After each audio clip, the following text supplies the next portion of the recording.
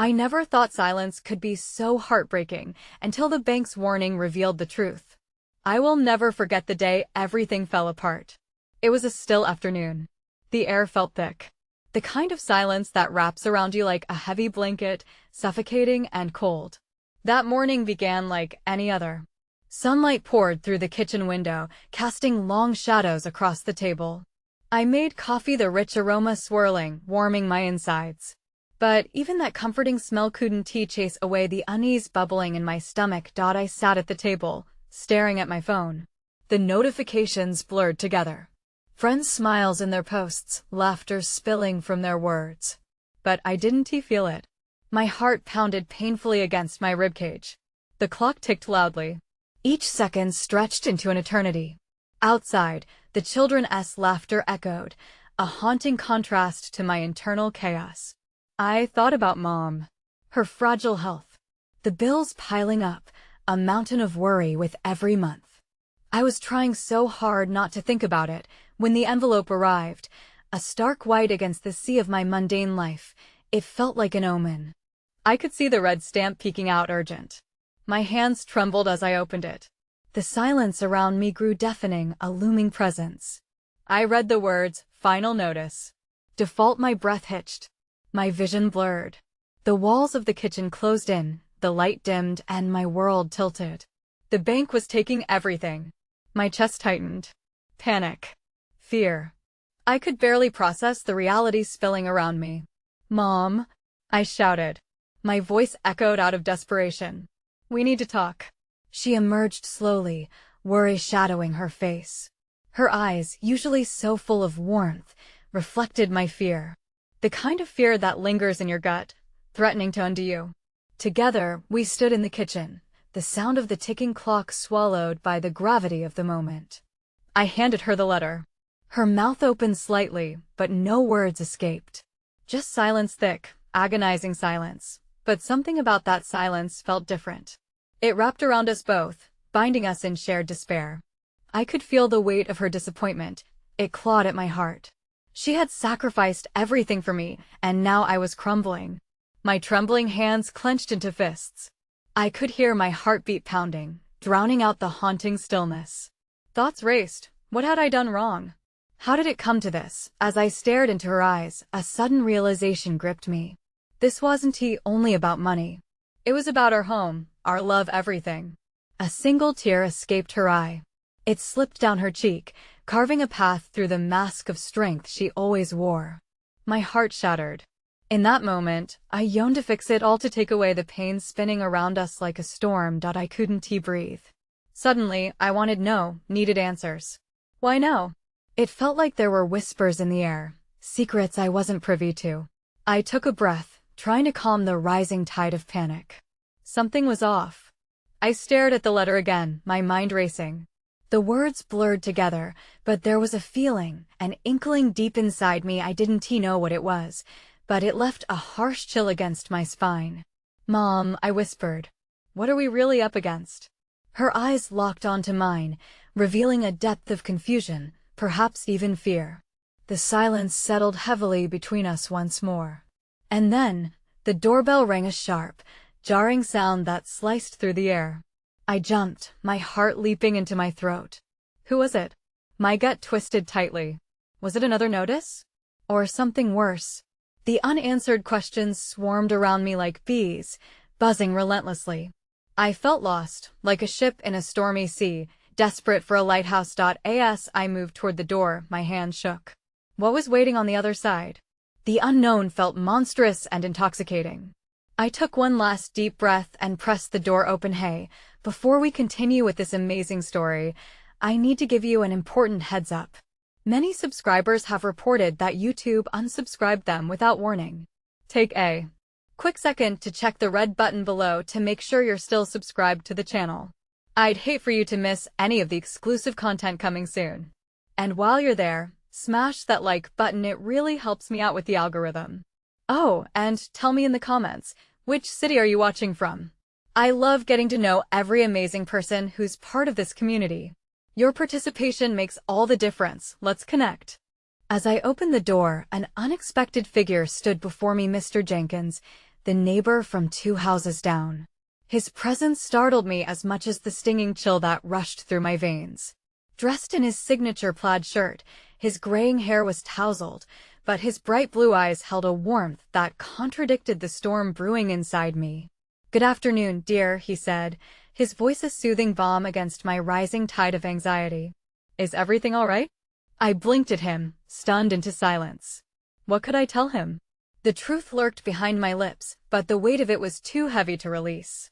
Instead, I managed a weak nod. Mom cautiously approached from behind me, her expression cautious yet curious. "Hello, Mr. Jenkins," she replied, her voice a whisper, as if acknowledging the unspoken fear hanging between us. "I brought you this," he said, producing a small, neatly wrapped package from behind his back. "Just a little something I made.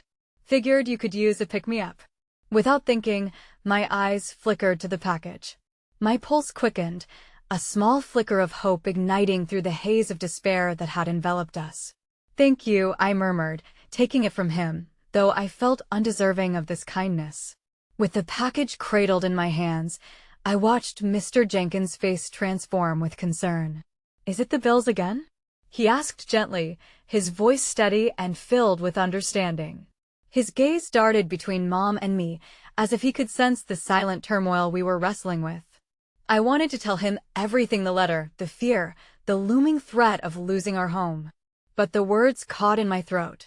Instead, I forced a smile. "We're managing," I lied, the words tasting bitter as they left my mouth. He studied us for a moment longer, then nodded slowly, like he understood the unspoken truth.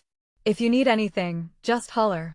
You know we're all in this neighborhood together," he offered before turning to leave. "Thank you, Mr. Jenkins," Mom said, her voice barely above a whisper. Once he disappeared down the path, I turned to her, frustration bubbling under the surface. "Why do we have to lie? We're not managing, Mom. We're drowning." Her eyes widened at my outburst, but I pressed on.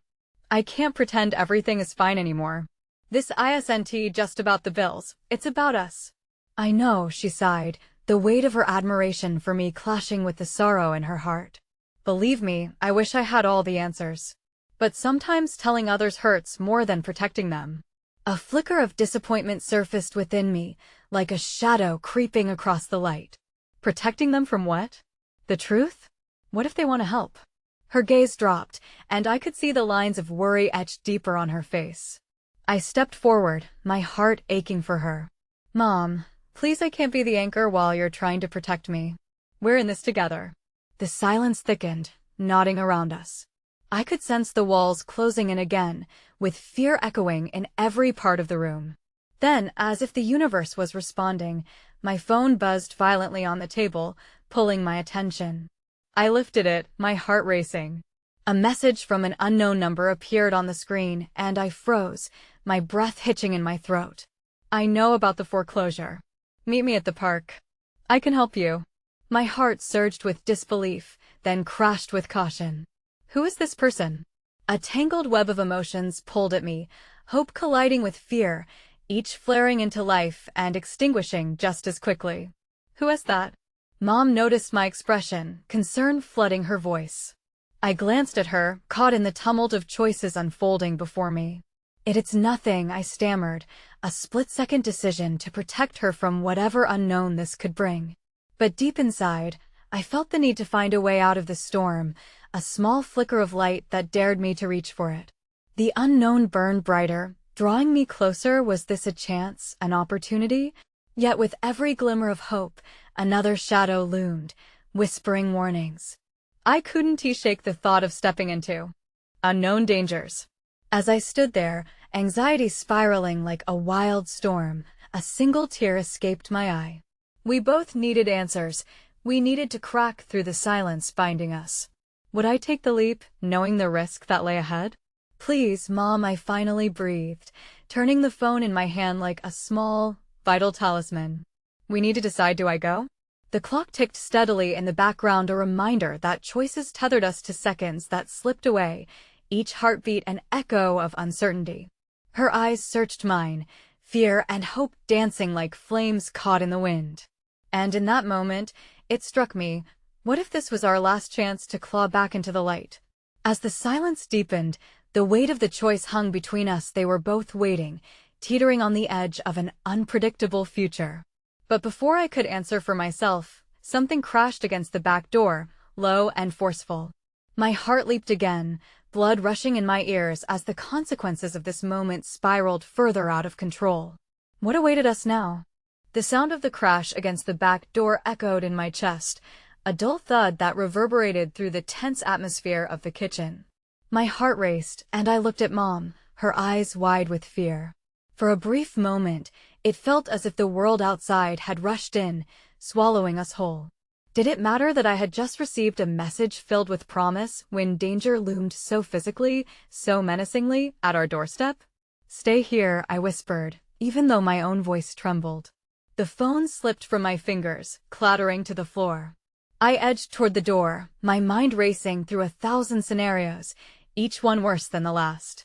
Maybe it was nothing, maybe it was just the wind. But my gut twisted, urging caution as I reached for the door handle. "Wait." Mom's urgency pulled me back, her voice a pleading whisper. "What if it's I need to know?" I responded, almost instinctively, the turmoil of the moment pushing me beyond fear. With a deep breath, I turned the handle and pulled the door open. The cold air slapped against my face, and the sight beyond sent a jolt through me. Standing there was Mrs. Thompson from next door, her usually pristine gardening gloves stained with soil, her face flushed with exertion.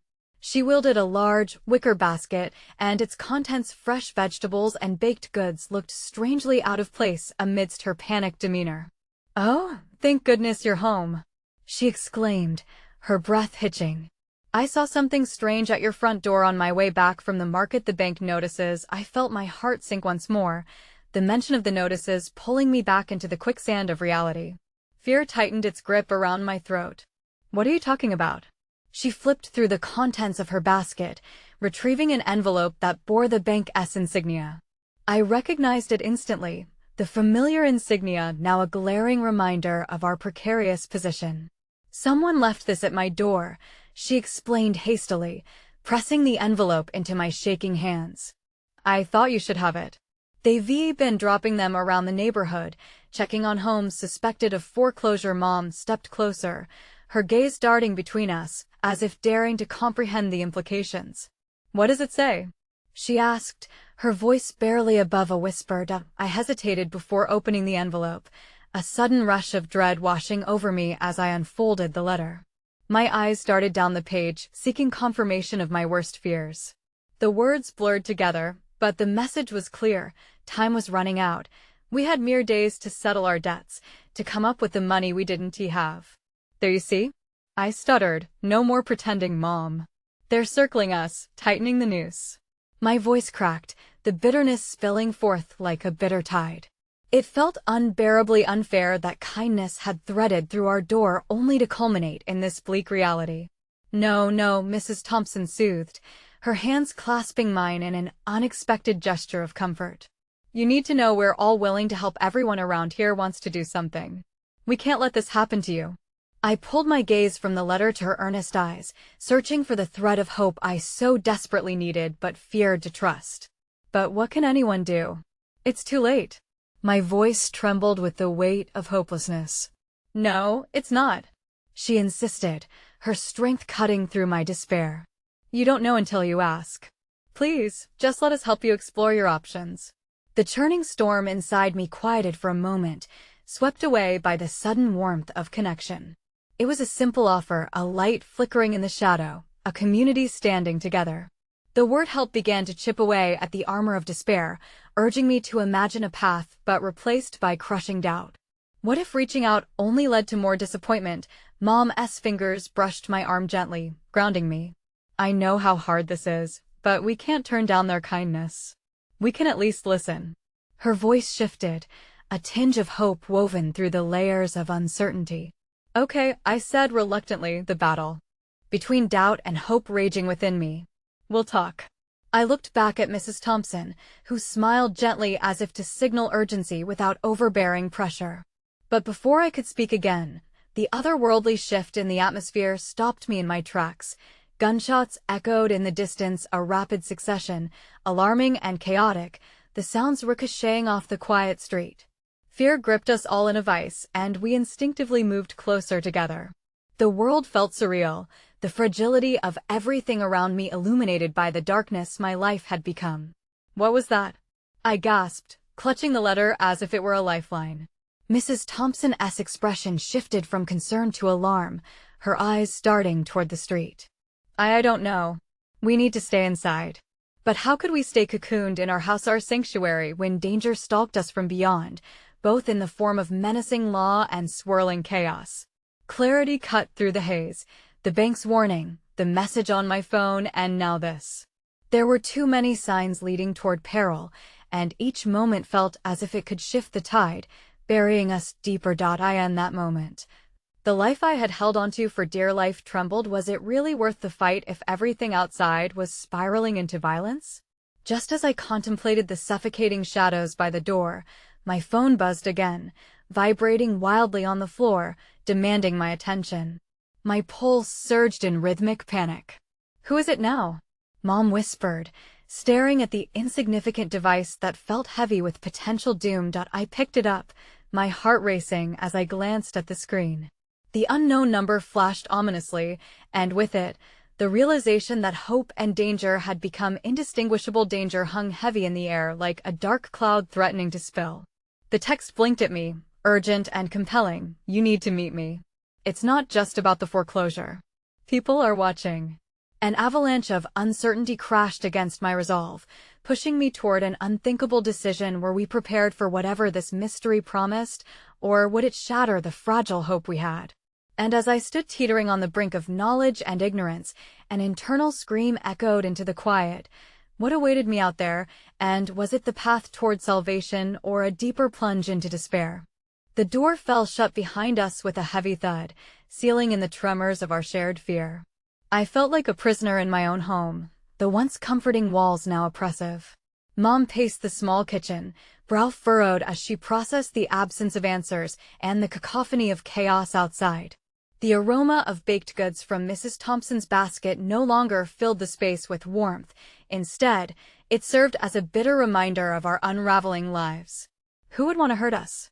Mom whispered into the silence, her voice laced with vulnerability.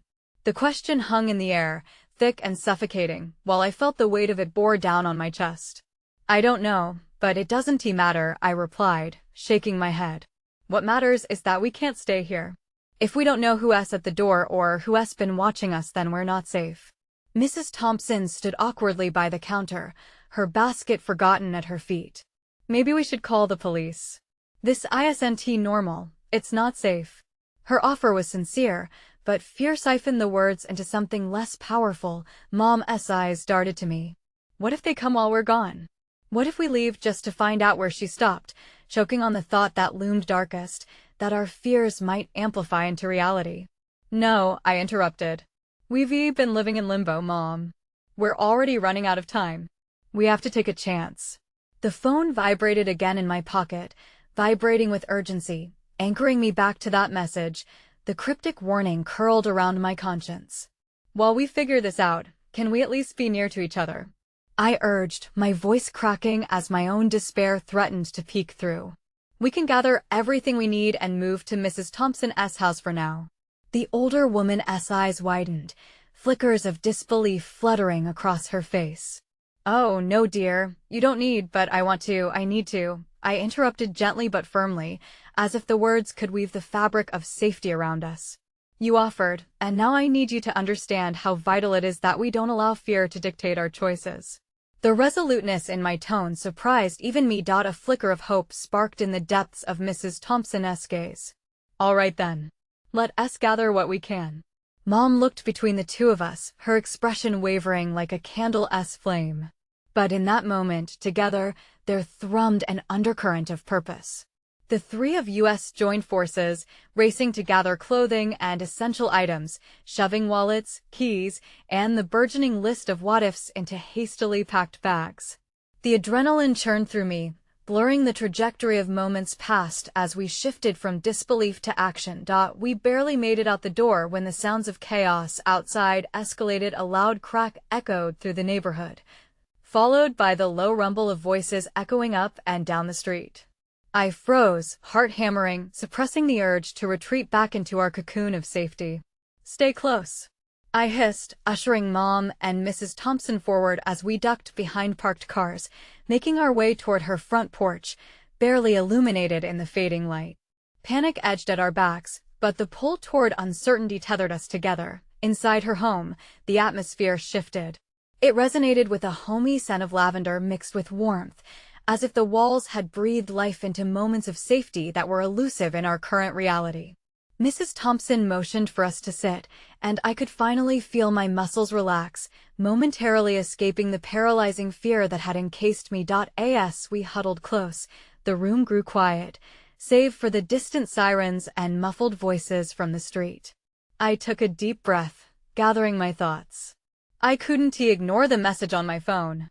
Each time I glanced at it, my heart sank deeper. With sudden urgency, I picked up the phone. "I'm going to reply," I said, the words tumbling out before I could second-guess myself. "Are you sure?" Mom asked, her voice thin with concern. I nodded, resolute. "If it's dangerous, I'll at least know who might be connected to that danger." My fingers trembled as I typed. Out a quick response, "I'm coming." "Who are you?" Mom and Mrs. Thompson exchanged skeptical glances, but I felt the question also echoed my resolve. Perhaps this led to some answer, or perhaps it plunged us further into the dark. As soon as I hit send, a sudden knock echoed sharply at the door, shocking our reprieve into a spiral of uncertainty. I froze, dread flooding my veins. What was that? The weight of the tension turned thick and heavy as Mrs. Thompson peered through the grimy window. "It looks like someone's coming." Her voice trembled. "Who?" I asked, my throat tight. "Someone you know?" She hesitated, concern etched deep within her features. "Maybe we should hide?" No, I protested. "Let us see." The boldness I conjured felt shaky at best. With a deep collective breath, we approached the door. The reality of stepping into the unknown threatened to choke me. There was a chance it could be salvation or a face from our past, coming to illuminate our darkest fears. And as Mom reached toward the handle, my phone buzzed again, the screen illuminating the darkness. A new text flashed, a new urgency, defiance threading through the beats of my heart. "It's not just the bank. They're watching. You can't trust anyone." The weight of my choices bore down once more, as I stood paralyzed between the threshold of hope and despair. Would peeking into the unknown provide clarity or merely amplify our torment? The moment the door cracked open, a sharp chill swept through the room, freezing the breath in my lungs. The familiar outline of my neighbor, Mr. Ellis, stood there, his figure shrouded in shadows, anxiety palpable across the space between us. "Is everything okay?" he asked, peering in from the doorway with eyes that flickered between concern and confusion. The air thickened with the weight of his question, and the room pulsated with our unspoken fears. I felt my heart drop, realizing that one simple knock could unravel the fragile threads of what we had just started to weave. "No, it's not," I heard myself say, the words tumbling out before I could put a lid on my emotions. We need help." Mom stepped up beside me, her resolve hidden beneath the tremor in her voice.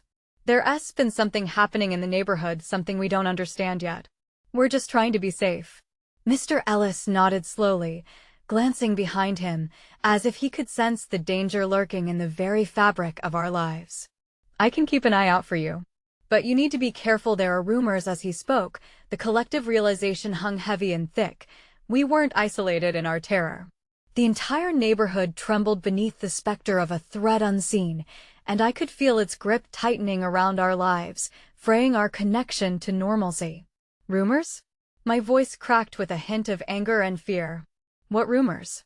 "People are talking about strange happenings, half-seen figures at night.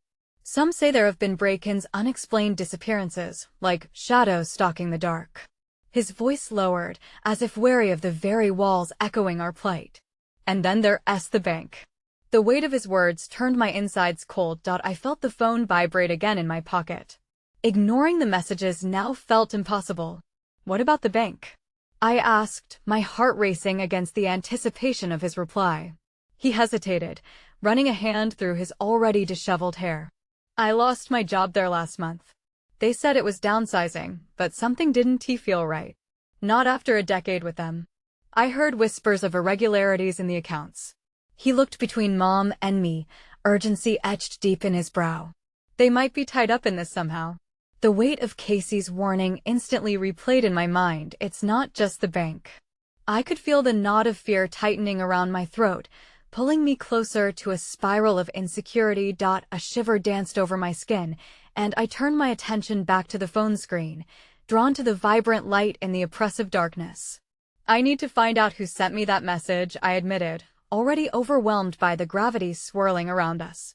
"Don't get caught up in that," Mr. Ellis warned, an edge of kindness laced in his tone. "It's not safe to reach out to whoever it is. You don't know what they want." Suddenly, another decisive knock echoed through our makeshift sanctuary, startling the air from our lungs as we exchanged terrified glances. "Maybe we should," Mom started, but Mr. Ellis raised a finger, signaling for silence. "Let me check," he whispered, stepping slightly away from us. In his eyes, I caught both worry and a willingness to protect us, a flicker of the enduring spirit that comes alive when darkness looms. He disappeared beyond the door, leaving us straining to hear any signs of danger or hope. Minutes melted together, and anxiety coiled tighter, each passing second stretching the resolve in my chest to its breaking point. Then, footsteps echoed back toward us, quick and measured. My heart lurched as Mr. Ellis re-entered the room, his previous calm unraveling with every step he took. "It's not them," he said, voice hushed but heavy. "But it's worse." "What do you mean?" I blurted, desperate, scrambling forward as shadows began to swallow the doorway behind him. "Someone's watching you," he said, eyes darting over my shoulder to where Mom stood, fear pooling in her expression. I saw a guy peering around the corner, dressed in black. Yes, not from the neighborhood. He looked menacing. A cold surge of dread washed over me, the revelation twisting in my gut. I couldn't help but glance at my phone again, its presence daunting. My grip tightened as I opened the message thread, expecting comfort, but only meeting the same haunting truth. As if reading my mind, Mr. Ellis took a cautious step towards me, his voice a low murmur. "You need to turn that off. Now. It's a beacon they can track." But in that moment, the phone buzzed yet again, a new message slashed through my sense of urgency like a knife. I figured it must be enlightened guidance or a new warning. Read simply, yet it struck the core of me with alarming clarity. "The bank knows you're looking. Don't trust anyone." Inheritance of shadows flickered through my mind, and I realized I had to face not only the fear threatening our shelter, but the looming truth that engulfed my life. I opened my mouth to speak, to seek answers from Mr. Ellis and my mother, but all that came out was a breathless whisper. What have we gotten ourselves into? This world of looming shadows, once a quiet suburban life, now threatened to drench me in a torrent of betrayal and skepticism. I felt my heart race as I took a tentative step toward the door. Uncertainty screamed at me to turn back, yet the tether of something deeper, fear or hope, pulled me closer into the vortex of what awaited beyond. Just as Mom moved to place her hand on my arm, urging me back, the world outside erupted into chaos yet again. A loud crash echoed, breaking through the mundane blanket of night, sending a jolt through my very foundations. "That's," Mom gasped, her eyes wide and searching. The darkness outside beckoned, full of treachery and unanswered questions, and I stood there, balancing on the knife's edge between safety and the unseen tempest awaiting us. In that moment, I knew our lives were irrevocably changed with the turning of that doorknob and the responsibilities of choices now resting heavily on my shoulders. Would we dare to face those shadows, whatever horrors lurked just out of sight? Or would fear bind us in chains that led to nothing but silence? The cacophony from outside shattered the stillness we had briefly grasped. Panic surged within me, constricting my chest as I exchanged frantic looks with Mom and Mr. Ellis. The crash sounded like glass shattering, a violent punctuation to the already fragile atmosphere. "Stay here," Mr. Ellis instructed, voice firm with authority, though I could see his own resolve wavering. He stepped toward the door, eyes narrowed, peering into the abyss of our darkened entryway. "I'll check it out." "No, you can't just," I blurted, my palms clammy with dread. The urge to cling to someone, to brace against the chaos, overcame me. But even as I felt the urge, I also recognized that the man before me, the once familiar figure who had only moments ago shared our fears, was now our only link to the outside world. With an unyielding gaze, Mr. Ellis shook his head.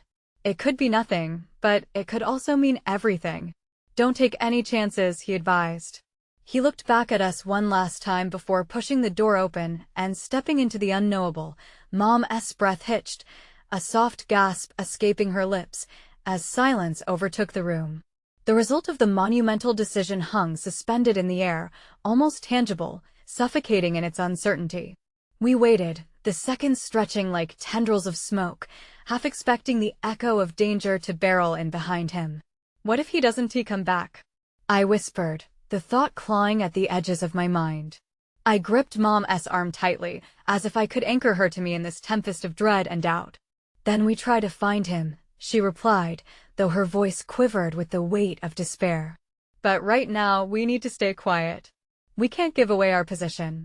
It was an absurdity to think that a simple act of reassurance could protect us, but I found solace in her presence, even as we both leaned into the oppressive quiet.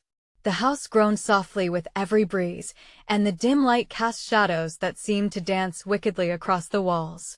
The phone lay between us, glowing ominously with its unread alerts, each vibration a heartbeat of impending doom. Minutes dragged, while every creak sounded like the march of doom approaching. And then there was a loud thud. My heart faltered in my chest, and I felt the next wave of terror roll over me. "Mom," I said, urgency lacing my words, "we can't just wait here.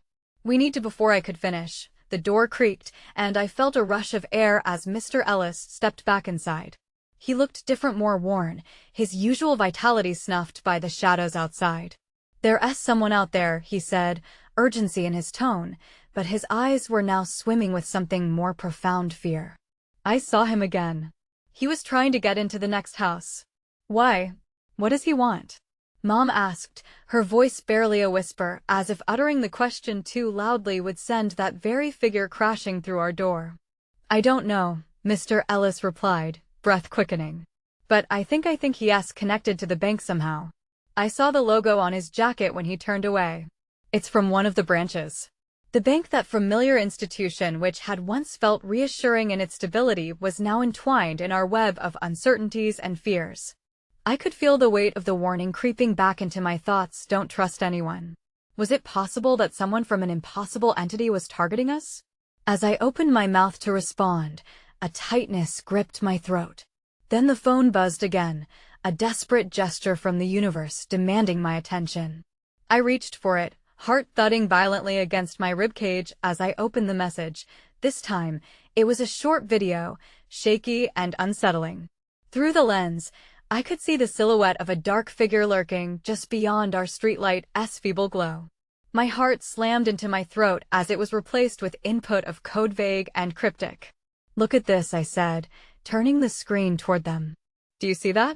It's watching us." Mom pressed her palm against her mouth, her breathing shallow. "What do we do?" she asked, glancing from me to Mr. Ellis, eyes wide and panicked, a plea for guidance hidden behind the desperation. Mr. Ellis shook his head, his expression grim. "We need to go. Now. We can't stay here anymore. It's not safe. I have a vehicle down the block. If we can make it." Just as hope sprang forth, pulsing with adrenaline, another noise echoed from outside, this time a deliberate shuffle, punctuated by an ominous thump. My stomach plunged as I realized the danger was no longer lurking, it had infiltrated our world. "Go," I urged, adrenaline unleashed and lingering instincts newfound. "We can't let it find us here." "Right behind you," Mr. Ellis said, leading the way, his breath coming in quick bursts of urgency. As we crept toward the door, every creak and groan from the house felt like a trap we were weaving for ourselves. I cast one last glance behind us, determined to etch the memory of my sanctuary into my mind, an instinct to hold on to whatever semblance of safety still existed. Just as we stepped outside, the shadows danced dangerously. A figure emerged at the end of the street, and I froze as the sickening recognition washed over me, plunging deep into my veins the script I had thought would remain written in the darkness, now unraveling before us. There stood the unmistakable profile of the individual I had encountered before, his face shrouded and mysterious. But at that moment, his gaze snapped up to meet mine, and recognition flashed across his features, a calculated intent to draw us in further, to show us a truth that could no longer remain shrouded. And in that brief instant, just as the silence of the night threatened to swallow us whole, I realized we were no longer running from the darkness. The shadows were closing in both around us and within. The truth was only a heartbeat away, yet it felt an agonizing eternity to confront. "Run!" Mr. Ellis shouted, breaking me from the paralysis, but as I turned, realization struck. Whatever we were running from would hunt us down. Whatever secrets lay beyond the bank's walls bore down on us, bleeding into our lives with every choice we had made. I dashed forward, fear propelling me into the depths of the night, into a darkness that felt as palpable as the relief from the light we were leaving behind. Desperation urged us onward, but in my heart, I knew we might never outrun the truth nor the choices that had led us to this heartbreaking silence. The chill of the night air prickled against my skin as we fled further into the darkness, my heart racing in sync with the pounding of my feet against the asphalt. Mr. Ellis led the way, his sturdy figure a beacon of hope, yet shadows loomed like specters at our backs, echoing the imminent danger that clung to us. "Keep moving," he urged as the night enveloped us. My mind raced, a maelstrom of thoughts colliding. The figure from before, the link to the bank, the unseen threats coiling around our lives, the questions burned against my consciousness like fire. Mom's hand gripped mine tightly, and in the chaos, she whispered fervently, "We should leave town. We need to get somewhere safe." Her breath hitched as she spoke, desperation weaving through her voice. I could hear the tremor, the fear of being cornered, and my flesh tingled with a morbid understanding of her terror. But where would we go? Was there even a safe haven left for us? The world outside had turned hostile, trust had been replaced by suspicion, and every step away from home felt like a step further into desolation. We rounded the corner, and Mr. Ellis stopped abruptly, raising a hand. The tension in the air twisted, suffocating us. I squinted into the darkness, visions of lurking figures making my pulse quicken. "Listen," he said, his whisper as grave as the night itself. Silence enveloped us, but it was not the comforting kind. It was pregnant with tension, every breath a shaky promise that danger lay too close. My pulse echoed in my ears as I strained to pick up the sound that had alerted Mr. Ellis, the distant murmur of voices, somehow sinister despite their muffled nature. I turned to Mom, fear flickering in her eyes as we both peered around, searching for a clue, a sign. "There," Mr. Ellis pointed, ushering us toward the adjoining alley that spiraled away from the main road. "We can hide there while we figure out what's going on." Cloaked in shadows, I felt the weight of my surroundings collapsing around me. We stumbled into the alley, the bricks cool and rough against my hands as I pressed my back against the wall. I held my breath, listening while adrenaline clutched at my throat, suffocating me with its intensity. "What if they find us?" Mom whispered, her voice trembling, reflecting the glimmer of fear in her eyes wrapped tight around uncertainty. "We'll be all right," I said, though my words felt hollow against the backdrop of our reality. "We just need to." Suddenly, the sound of footsteps filled the air like a clap of thunder, slicing through my attempt at reassurance. With each step, the ground trembled beneath me. I could nearly feel the gaze of whatever dark force loomed out there, the very essence of it seeping into my bones. Mr. Ellis's expression hardened, eyes darting about like a caged animal. Then, just as quickly as tension mounted, it dissipated when a figure stepped into view at the end of the alley. My breath caught in my throat. There was a girl, no older than me, standing there. Her silhouette illuminated in the faint glow of a distant streetlight, but her expression was strange, almost detached. I couldn't read her features, yet something about her seemed familiar. "Please, you have to listen to me," she called, voice urgent but laced with an eerie calm. "They're coming. You need to trust me." "Trust you?" Mr. Ellis snapped, incredulous. "Why should we trust anyone, especially now?" "I know what you're up against," she replied, raising her hands as if hoping to dispel the oppressive tension. "The bank, those threats, they're bigger than you think. You need to leave everything behind and come with me."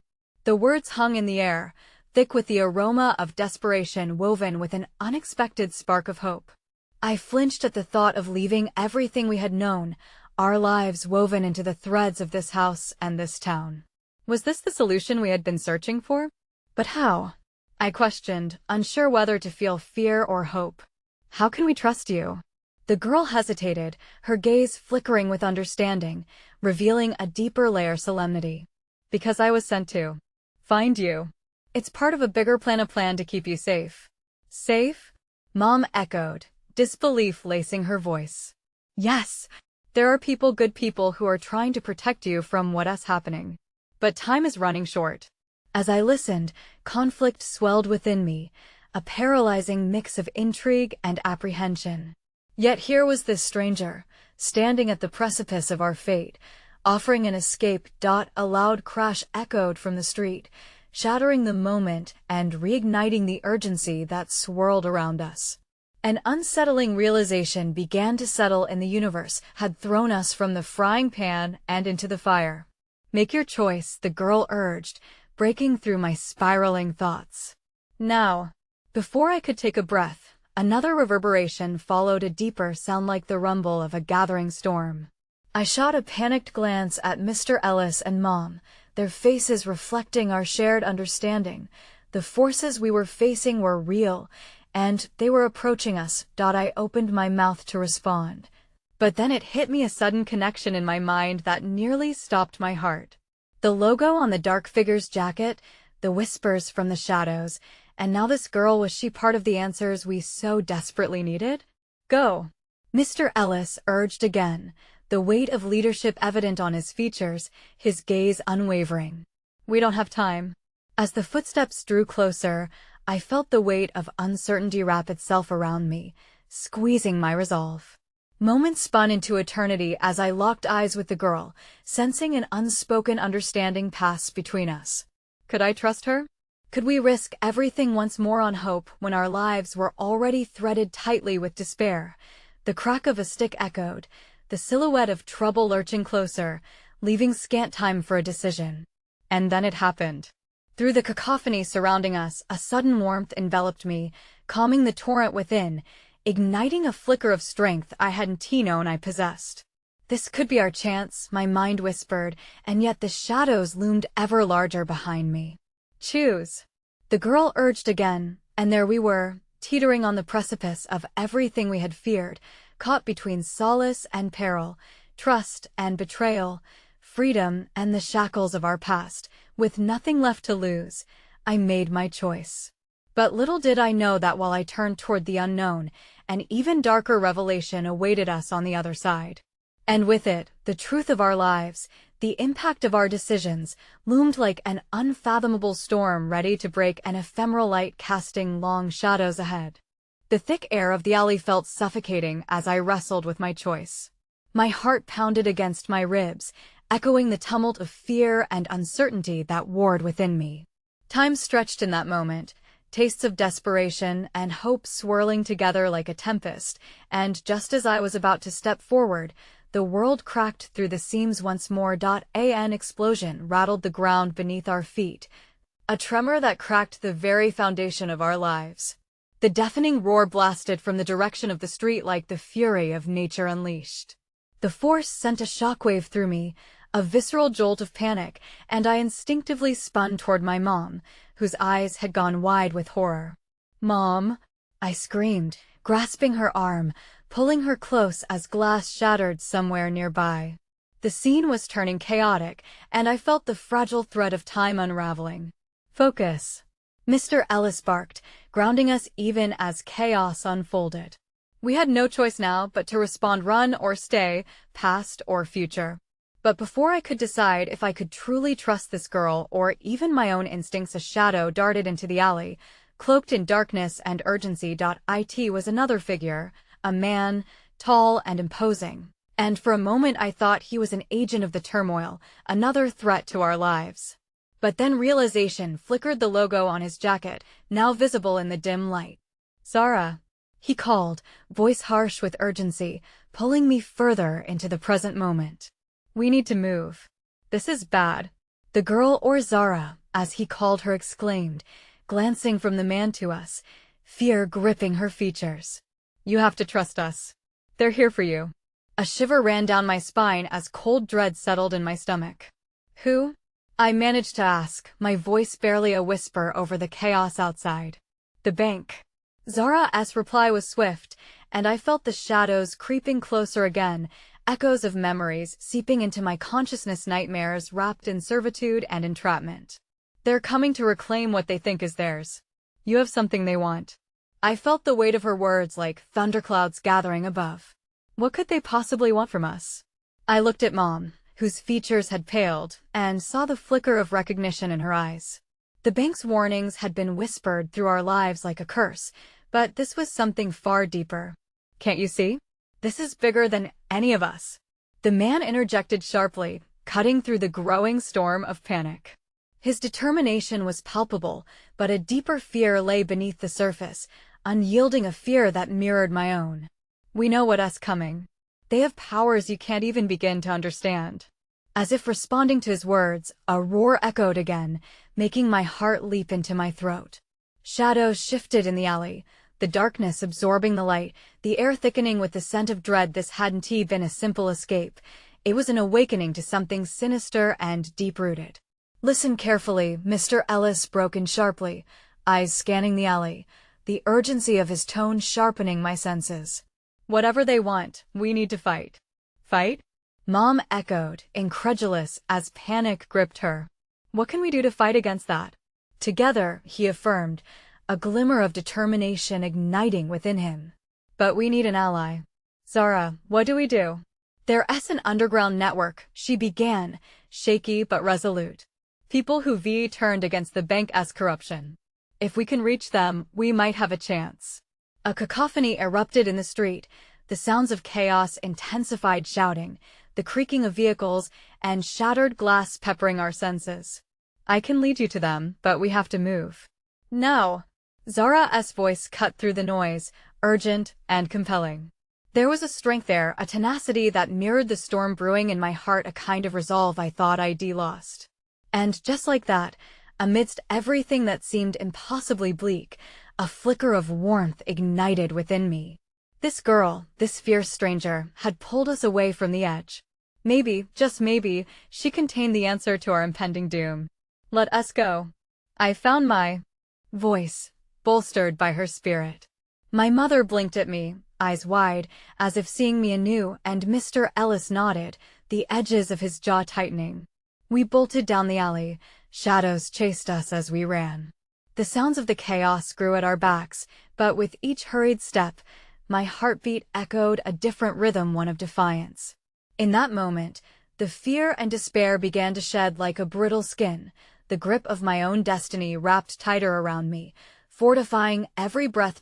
As we emerged on the other side of the alley, weaving through the streets, something ricocheted in my mind, a distant memory of a bank teller speaking in hushed tones, a secret exchange I'd overheard, fragments of truth teasing the surface of my consciousness, begging to be pieced together. The shadows of the night receded for just a moment, revealing a frail glimmer. Whatever awaited us beyond this crossroads, I felt it beckoning us with the promise of more than survival, a chance to reclaim our lives amidst the wreckage of darkness. But just as elation began to settle, a sudden chill enveloped me, a deep foreboding whispering of danger lurking close. Within the rush, I realized something: none of us had been safe since the moment we decided to run, and now, with the weight of our decisions building like a heavy storm on the horizon, the question lingered: would we emerge unscathed? Or were we merely trading one darkness for another? And as we turned the corner, barely escaping the cacophony trailing like a hellhound behind us, a single thought froze my veins, chilling me more than the shadows that sought to consume us. The truth of our lives, once hidden, was now surfacing. Revelation strummed through my bones like a symphony of lament, poised to strike at the heart of our very existence. Little did we know, the bank's grip was far tighter than we had imagined, and the warning I had brushed aside would soon wrestle our fates into its merciless hands. The adrenaline surged through my veins, a bitter tonic that felt both empowering and hollow as we sprinted through the fractured streets. Shadows twisted around us, pulling at my limbs, urging me to stop and reassess. But the heat of our escape roared brighter than the fear. We dodged between buildings, glancing over our shoulders, hearts pounding as if the very air was charged with danger. "Where do we go next?" I gasped, my lungs burning. The question waited with urgency as we rounded another corner. Zara glanced back at us, her eyes shining with determination tinged by fear. "There's a safe house not far from here. Follow me." Her voice held a lilt of command, as if she were a captain pulling all of us through a stormy sea. But as we pressed onward, the nagging thought lingered in my chest. We didn't know her. We were placing our lives in the hands of an unknown ally, a gamble woven with desperation. But my resolve wavered, flickering against the cacophony of the chaos we'd left behind. We sped through the alleys, a racing pulse against a broken city. I exchanged glances with my mother, her worry gnawing at me. The once comforting warmth of her hand now felt constrained, caught in the whirlwind of the unknown. "We're alive," I half-heartedly offered, yet even my own words faltered audibly against the backdrop of fear. Suddenly, Zara halted, raising her hand, eyes sharp as she scanned the dim surroundings. "We need to be quiet. There could be eyes anywhere." Her voice felt like a tangible thread, pulling us closer into the fabric of the moment. Weaving our fears and hopes together. As we pressed into a narrower passageway, an eerie hush fell over us, the shifting winds whispering secrets. The streetlights flickered uncertainly, momentarily illuminating the alley and revealing the walls that bore scars of time and neglect. I felt a bond forming, a fragile tether woven from our shared terror as we snarled against the unyielding night. Zara motioned us to crouch as she pulled out a small device, her face illuminated in the glow. "This communication device can help us reach the network, but we must remain hidden." Every sound could mean the difference between safety and danger. It was not just her voice that steadied me, it was the aura of tenacity she radiated. In that moment, a fragile flicker of hope sparked within me, an ember that dared to resist the consuming darkness. But it was swiftly extinguished when a distant echo of sirens tore through the silence, blaring like wails of impending doom. "We need to move now," Mr. Ellis urged, urgency clawing at his words. My heart raced for different reasons, heat mingled with dread as I thought of what lurked on the other side of discovery. Was there a chance to uncover the truth about the bank's grip? And what sacrifices would that cost? We took off again, but somehow the fear extended beyond the chaos swarming the streets. It played out in the creases of my mind. I fumbled with every shaky breath, recalling how the walls once felt safe, a sanctuary now tainted by the very institutions built to protect us. Mom's voice broke through the pounding in my ears. "Zara, who are you really? Why are you helping us?" Her words were trembling and pressed with desperation, seeking to disentangle the trust woven so quickly between us. Zara turned, her eyes softening for a moment. "I've seen too many people suffer at the bank's hand," she admitted, anguish shadowing her spirited facade. "They bought my family's loyalty, and when the time came for us to fade away, they executed our strings. You can't imagine what it's like to watch everything crumble. I can't let that happen to anyone else." The vulnerability in her words tugged at me, exposing the raw humanity in our collective struggle. In a world where the bank's whispers pervaded every corner, we were all mere puppets, striving desperately to reclaim agency over our fates.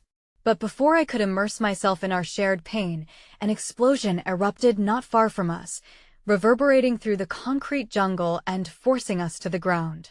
The force rocked the air, our collective cries choking back fear as a plume of dust and brick cascaded toward us. "Move," Zara shouted, pulling us back up, urgency renewed in her voice. "We can't waste time. They're closing in." We stumbled forward, hearts lumbering, the echo of my own thoughts collapsing beneath the weight of new uncertainty. I glanced up, fear constricting my chest as the dust settled, revealing a chilling sight that turned my insides. At the mouth of the alley, a figure stood cloaked in darkness, watching us intently. The silhouette shifted, and as the haunting glow of the streetlight broke through the murky twilight, the face suddenly became clear, a face I recognized all too well. Before I could utter a sound, recognized the betrayal brewing beneath familiar features. The figure spoke, voice curling like smoke through the air. "You think you can escape?" A tidal wave of emotion washed over me, panic crashing into disbelief, compounded by the realization that the person before us was not just a threat, but the harbinger of a truth that promised to unravel everything I had ever known. And in that moment, with the chilling recognition solidifying in the pit of my stomach, I knew our journey was destined for darker shores. "Let us find out," I replied, my voice steadier than I felt, even as fear lapped at my heels.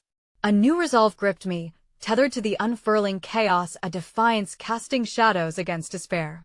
As we braced for confrontation, I felt the ground beneath us shift. The chasm of uncertainty beckoned, and our course was about to plunge into a night more profound than any we had ever known. The weight of our choices hung heavy in the air as the figure stepped forward, the shadows swinging like pendulums around us. My heart raced, a metronome of fear against the backdrop of danger, as I tried to process the face that filled the dark void, the face of someone I thought I could trust. My breath caught, trapped between confusion and betrayal, as their presence turned the ambiguous night into something more threatening and definitive. "Josh," I breathed, the name barely escaping my lips, tangled with disbelief. He had been a close friend, once part of the sanctuary of my life. But now, in the murky depths of upheaval, he loomed like a specter, a reminder of the world we had left behind. "You didn't think you could just run away, did you?" His voice was as familiar as it was chilling, laced with a confident arrogance that had always unnerved me. Tension rippled through the air, vibrating in the beats of my heart. "What are you doing here?" I demanded, fear mingling with anger. "You know we're in trouble."